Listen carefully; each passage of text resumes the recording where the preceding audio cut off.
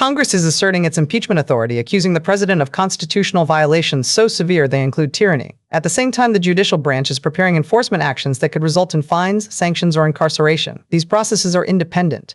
Trump cannot stop either one, and together they are squeezing the presidency from both sides. What's actually being alleged? Let's start with impeachment, because the scope here is enormous. On the 28th of April 2025, Representative Shryanadar introduced House Resolution 333, a privileged impeachment resolution containing 7 articles.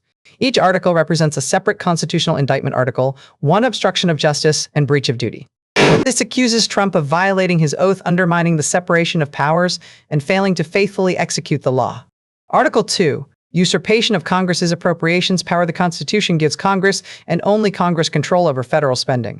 The charge alleges Trump spent funds without authorization. Article 3. Abuse of war and trade powers. This article accuses Trump of ordering military actions without congressional approval, seizing powers the Constitution does not grant him. Article 4. Violation of First Amendment rights. The allegation here is retaliation against critics, investigators, and even judges. Undermining free speech and judicial independence. Article 5. Creation of unlawful offices. Congress decides what positions exist in federal government. The charge alleges Trump created roles Congress never authorized, appointing officials to positions that legally did not exist. Article 6. Bribery and corruption. This is one of the clearest grounds for impeachment in American history. The allegation that Trump used public office for personal enrichment, and then comes Article 7, the most serious accusation. Tyranny. This is not rhetoric. This is constitutional language, meaning the consolidation of power in one individual. At the expense of democratic checks and balances, the House is formally accusing a sitting president of attempting tyranny. That is historic. Why this impeachment is different. This resolution is privileged, meaning it bypasses normal leadership control. It does not need committee approval. It cannot be quietly buried. It forces action on the 13th of May 2025.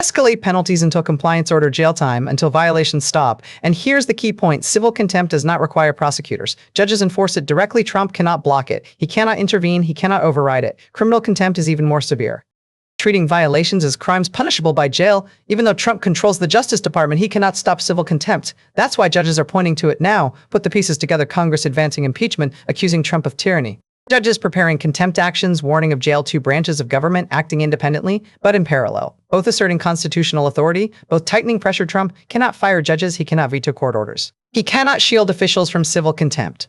This is not just political trouble. This is a constitutional crisis forming in real time. And what comes next? If Trump continues defying court orders, judges will enforce compliance. If Congress proceeds, impeachment will move forward.